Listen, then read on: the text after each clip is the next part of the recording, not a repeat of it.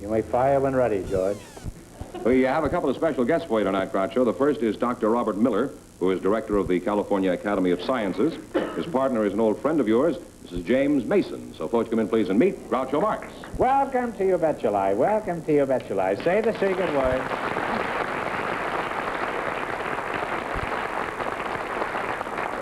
Say the secret word, and you'll divide an extra $100. And I know Pamela needs this desperately.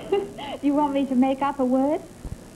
Oh, not at the moment, no. Oh. In a few minutes you can. I'm glad to see you, Pamela.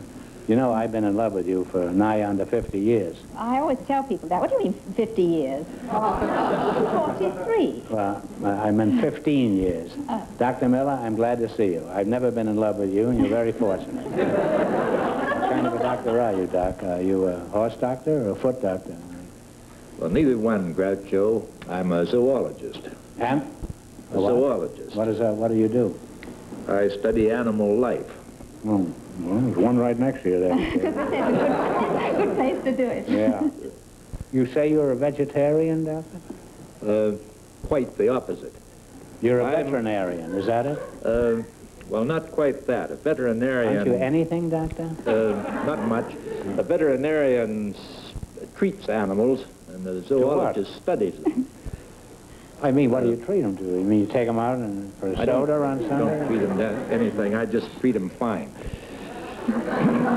Is this all you do? You clip French poodles for a living? I'm a zoologist and an oceanographer. What do you do there? Clip whales? Oceanographers... What is an oceanographer? Oceanographers study the world beneath the surface of the sea. Apparently, you, besides clipping French poodles, what else are you doing in the way of scientific research? Do you clip sheep? I don't run a clip joint at all.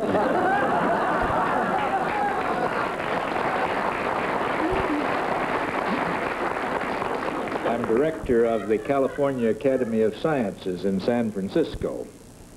Well, that's a real high-class job, isn't it? I apologize, Doc. It's a high-class institution. California Academy of Sciences is the oldest scientific institution on the Pacific Coast, and it carries on a program of basic research in the natural sciences. It runs a museum of natural history, Steinhardt Aquarium, Morrison Planetarium. Apparently, you're one of the country's leading scientists. Huh? Well... And I hope you forget that I called you a poodle clipper, will you? Oh, I will gladly forget that. Forget about it. Groucho. One of those pleasure remarks I made, you know, in a wild moment. Now, how much do you get for clipping a poodle? Pamela, I know you're from South Bend, Indiana, but how do you like it there? In South Bend, Indiana? Yeah. Isn't that where you sprung from? No. Or hail from? No. Or whatever it is? Where are you from? London. London? London, Oh. England. You're not from Boston? No. No. You're in a play now called The Murder in the Red Barn. That's right. And I was there the opening night, and it was wonderful. Now, how Well, long it's do you... ridiculous, isn't it? Well, it's ridiculous. Many wonderful things are ridiculous. Alice in Wonderland is ridiculous, too.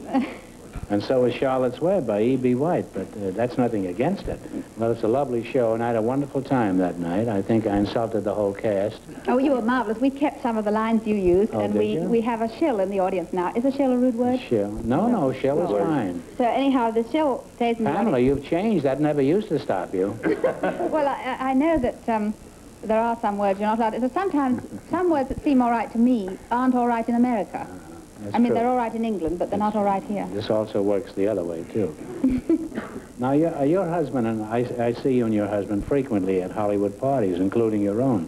How do you feel about the legendary social world that is supposed to exist out here? I don't really like parties much.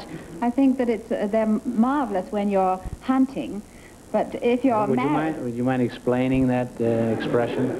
Well, I mean, if you're hunting, if you're an unmarried or divorced lady... Is that the way women describe it amongst themselves? I mean, as hunting? I don't know if they do, but I would describe it as hunting. When you're looking for soone, then... You mean you're on the prowl? Is that it? Well, yes, in a way. You're sort of looking and hoping. Boy, and the men think they pick out the women. Here's an example. Well, the same thing applies to men. Well, they I also know. go hunting. Yes, that's true, At but... parties. allegedly the man is supposed to pursue the woman, isn't it? Well, Isn't this true? only if she wants him to. I mean, it's very annoying if they pursue you when you don't want them to, isn't it? And it's very annoying if they don't pursue you if you want them to. Oh, yes, that's even worse. That's even worse, isn't it? Are you interested in the sort of animal life that's going on here, Doc? Quite, Quite. Groucho, yes. Well, he's a man of many words, this fella. And it all consists of quiet, huh? Well, Doc, I've enjoyed talking to you two. And Pamela, say hello to James in Portland for me, and good luck with your play. Thank you. George, would you bring out the questions, please? We got a couple of pretty sharp cookies here tonight, and we're liable to get ruined. What category have they selected? You select the dictionary quiz, right? Well, the doctor did. You see, I don't know any facts. I only know... Well, you know words. opinions. For $200, if a choreographer is a dance director, what is a cartographer?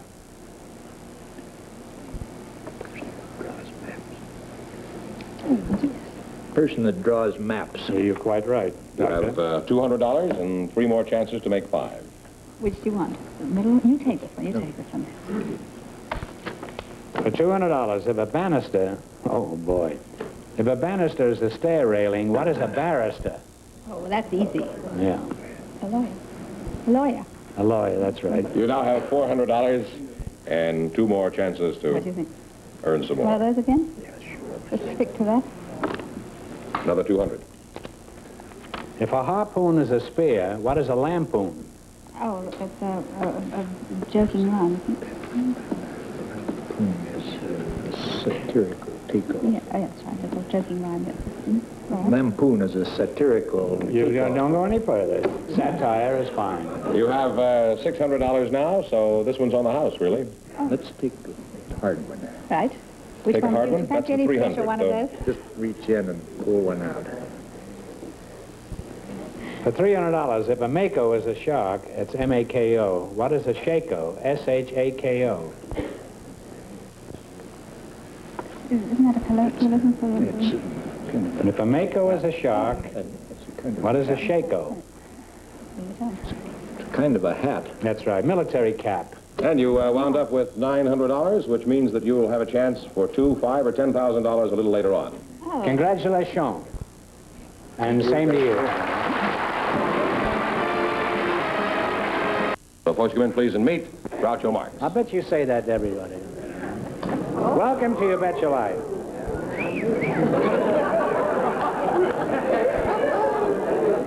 You say the secret word, and you divide an extra $100 and take her home with you. I can't do better than that. Now, your name is David. You're David Brown, and you're Alice Jones. Alice Jones. Surely you don't plan on getting married with those names, do you? It would be criminal for a Jones to marry a Brown. Why do you two want to get married at all? You're both young people. You have your whole life before you. Well, I don't even know. I take it Mere Chance has thrown you here together tonight? I wish Mere Chance would throw something like this at me once in a while. Where are you from, Alice? Are you from, where art thou? I'm from Edinburgh, Scotland. You're from Scotland? Oh, you have lovely red hair, Alice. Where'd you get it? Well, it's natural. It's mine. Your hair is beautiful, Alice, and so are you, and don't ever change it. Oh, thank you. Again. Where do you spring from, Dave? Or Here in Pennsylvania. Do you have a job? Yes, I'm a professional scout executive. Field scout executive. You're a field scout executive? Yes, I have a full-time job with the You're a- Boy Scouts of America. Well, you're pretty old to be a Boy Scout, aren't you? Well, I'm a professional Boy Scout. Oh. A scouter. Well, what is the difference between an amateur Boy Scout and a Brownie? You sell cookies house to house? No, we don't. Well, do you visit any cookies house to house? No. Do you know any cookies? Yes. Depends on what kind of cookies. Well, tell me, as a real experienced veteran scout, what do you think of Alice? Pretty nice. How many old ladies have you dragged across the street? I've never... I mean, unwillingly. You know, the minute they see an old lady, they grab them across the street. A lot of them don't want to go across the street. They want to stay where they are. I know one old lady, she hides whenever she sees a Boy Scout. Well, she's always on the wrong side where she wants to be. Not much fun being an old lady with the Boy Scouts around. Well, how many have you dragged across? I've never helped any across. I think it's just a standard joke. It's not a policy of the Boy Scouts of America. Has anybody ever dragged you across the street? Please, I'm not an old lady.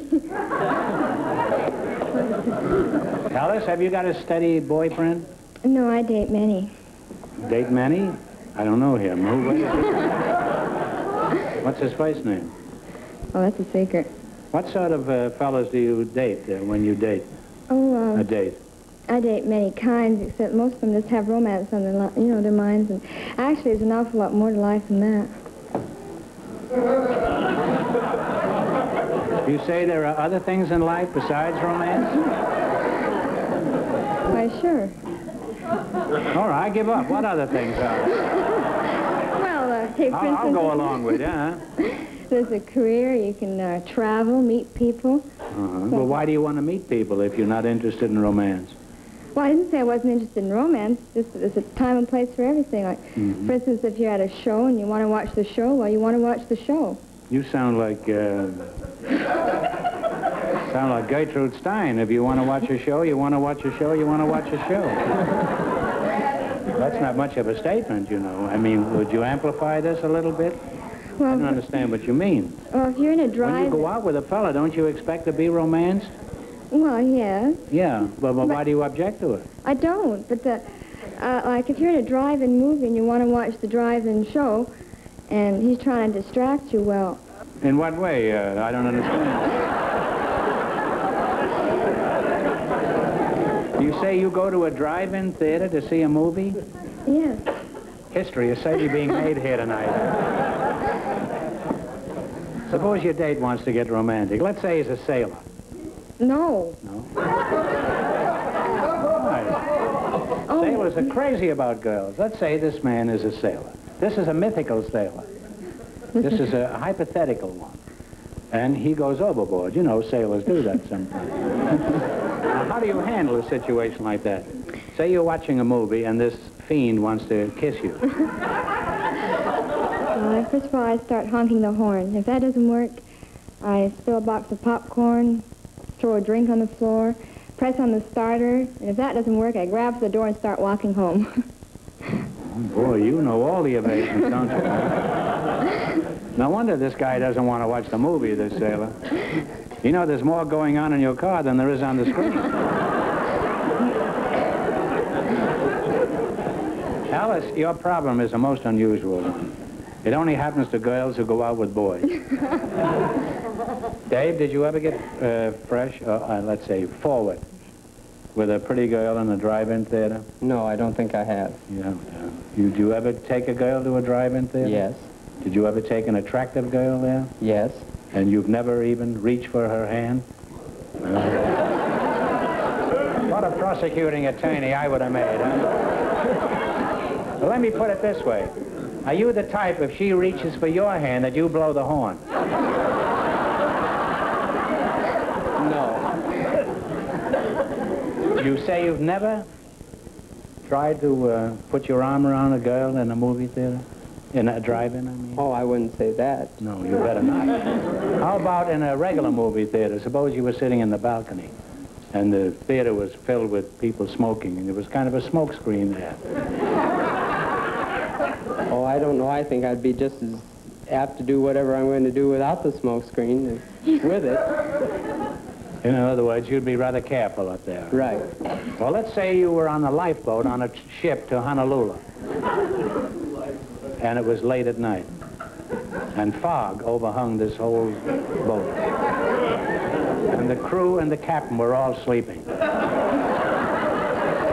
And the boat was going to sink anyway.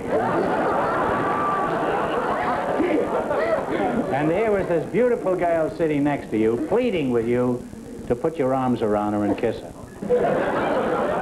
What would be your reaction to this? Probably just continue sitting there. I don't know what I'd be doing at the time. You're a disgrace not only to the Boy Scouts, to the Girl Scouts, too. I'm disappointed in you. I'm only kidding, though. You're a real nice guy, and you're a credit to your organization.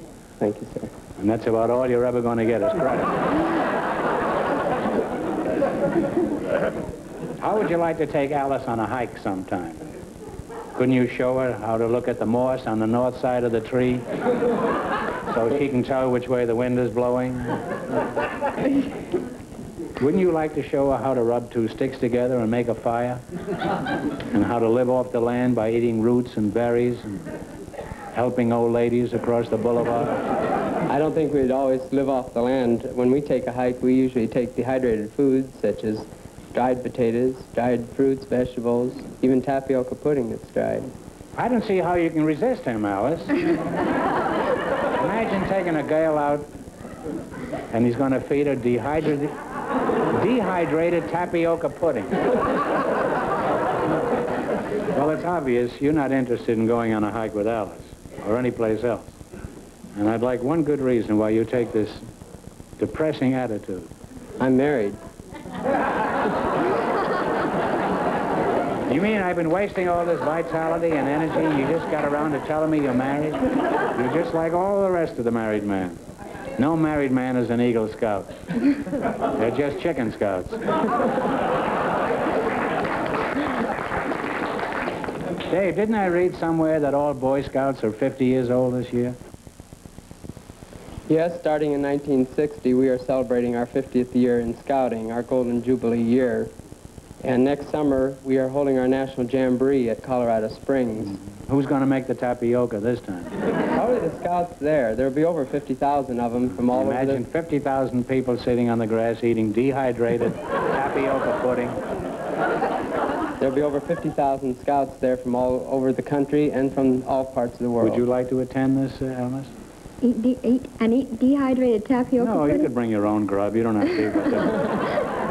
All right, well, let's play You Bet Your Life. George, please bring out the chicken box, the question box. What category have they chosen? You selected movie quiz, right? Well, all right, Alice, you choose the first question,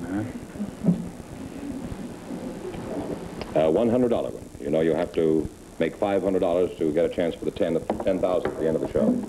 Now, for $100, who plays the title role in the current version of Ben-Hur? Title role. Charlton Heston. Charlton Heston is right. You now have $100 and 3 more chances to make a total of 5. And you're picking another $100 question. For $100, who played the title role in Auntie Mame? You can answer it this one. Annie Mame. Oh, Or, I'm sorry, Rosin Russell. Rosin Russell. You get your mind out of the drive-in. You have 2 more chances to make a total of $500. So you're going to take another $100. You're playing it real cool here, aren't you, huh? For $100, Danny Kaye starred in a movie titled The Five Pennies. Who was the band leader that he portrayed in the picture? Red Nichols. Red Nichols in The Sunset, that's right. You now have $300, 1 more chance to make 5. You go ahead and pick it. Hey, they're pretty shifty, this couple here. No fools they. For $200, well, who stars opposite Debbie Reynolds in It Started With a Kiss? Glenn Ford. Glenn Ford is right. And you win $500, so we'll see you later. Congratulations. 2 couples entitled Try for the Big Money. Here's our first, Pamela Mason and Dr. Miller. Will you come back in again, please? Well, you look very familiar to me, I wonder you two. why. Now, you pick a number for a total of $10,000, and we'll put the number up here. Any number from 1 to 10. 9. 9. Put up a 9. Now, Pamela, you pick one for 5. 5. 5. That's very sensible and very logical. That's a real woman's reaction. Now, if any other number comes up, this question is what I'm going to ask, is worth a total of $2,000. Okay? Oh, you got to spin the thing.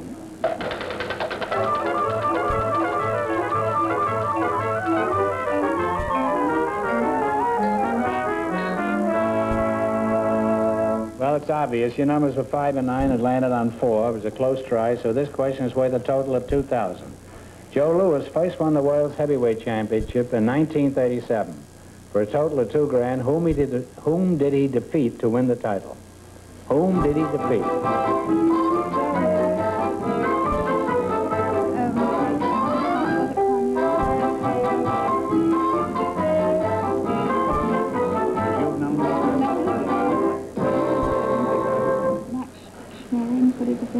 Come on, kids.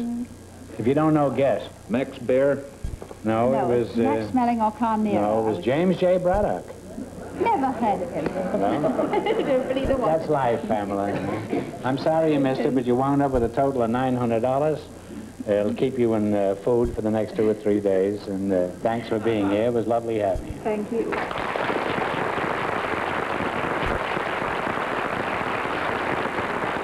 Alice Jones and Dave Brown won $500 in the quiz, so they're back in to try. Oh, well, congratulations. I hope you win. Okay, you pick a number for a total of $10,000, and we'll put it right up here. 5. 5. Put up a 5, George. You pick a number. 8. 8. 8 and 5. Now, you spin the wheel.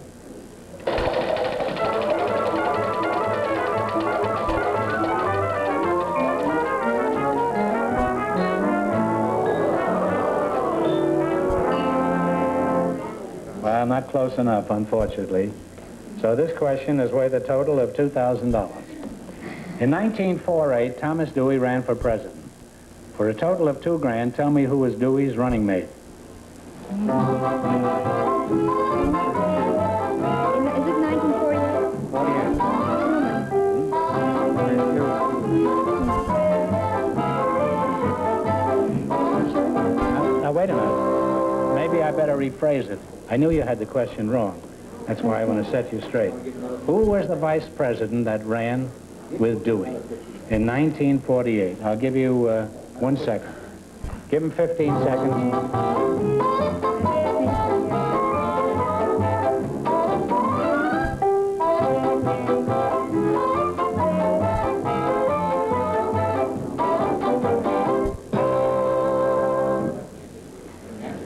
What's the answer? I don't know.